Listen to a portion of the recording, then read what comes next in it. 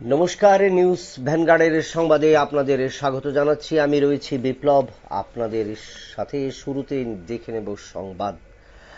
বৈষ্ণবপুরে ভয়াবহ সড়ক দুর্ঘটনা।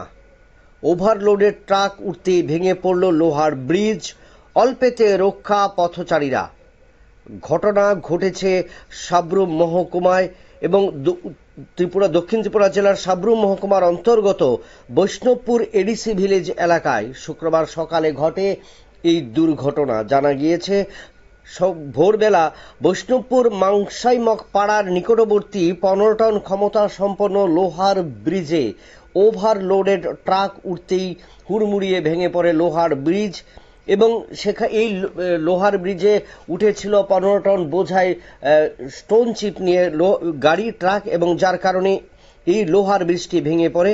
যদিও কারো কোনো ক্ষয়ক্ষতি হয়নি, তবে বড়সড় দুর্ঘটনার হাত থেকে রক্ষা পেয়েছে এলাকার মানুষ এবং গাড়ির চালক। তবে কিভাবে আইনকে অমান্য করে যে অতিরিক্ত লোড নিয়ে এই লোহার ব্রিজ দিয়ে চলছিল গাড়ি, তা নিয়ে কিন্তু প্রশ্ন উঠতে শুরু করেছে জনমনে। কারণ সীমান্তবর্তী এলাকার নির্মাণ কাজের জন্য এই পাথর নিয়ে যাওয়া হচ্ছিল, কিন্তু লোহার ব্রিজে 15 টন ক্ষমতা সম্পন্ন এই লোহার ব্রিজে উঠতেই গাড়ি উল্টে যায় এবং বড় ক্ষতির সম্মুখীন হয়। যদিও সেক্ষেত্রে হতাহতের কোনো খবর নেই। অভিযোগ এলাকার সাধারণ মানুষের, আমরা জানবো তাদের কি অভিযোগ রয়েছে সেখানে। এই বাজারটার নাম কি? বৈষ্ণবপুর বাজার। আজকে কি বাজার ছিল? হ্যাঁ, আজকে বাজার। কোন জায়গায় এই ট্রাক পড়ছে? এই তো বৈষ্ণবপুরের কাছে একটা ব্রিজের মধ্যে, লোহার ব্রিজ।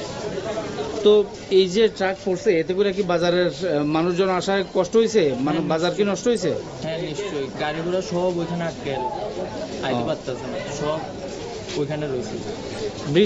ব্রিজের মধ্যে যে গাড়িটা উঠছে, গাড়িটা কি ওভারলোড আছিল? হ্যাঁ, সবটাই ওভারলোড। এইরকম ভাবে প্রায়ই আইতো নাকি? প্রায় ডেলি আসে। এটা রক্ষণাবেক্ষণের ব্যবস্থা করা হয়েছিল না কোনো সময়? ব্রিজের রক্ষণাবেক্ষণ অনেক আগে হয়েছে, এরপরে আর। আপনাদের দাবি কিটা থাকবো স্থানীয়রা? স্থানীয়রা দাবি নিশ্চয়ই থাকবে, যাতে যে ব্রিজগুলো আছে ওইগুলো যাতে ভালোভাবে পরিচর্যা করা হয়, আর যেহেতু গাড়ি আসতেছে যাতে ঠিকঠাকভাবে রক্ষণাবেক্ষণ করা হয়। আমরা শুনলাম সংশ্লিষ্টদের বক্তব্য যে আজ বাজার বার ছিল, কিন্তু এই বাজার বারের সময়ই সাত সকালে ওভারলোডেড স্টোন চিপস নিয়ে যে গাড়ি, সেই গাড়ি এই ব্রিজে উঠতে কিন্তু গাড়ি উল্টে যায় এবং সেখানে কিন্তু আটকে পড়েছে অনেক যান।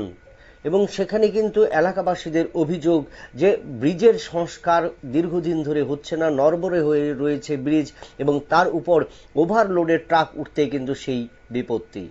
এবং এখন এলাকার মানুষ প্রশাসনের দিকে তাকিয়ে রয়েছে যত দ্রুত এই ব্রিজের কাজ ছড়াই করা যায়। নিয়ে নিচ্ছি একটা ছোট্ট বিজ্ঞাপন বিরতির, সঙ্গে থাকুন।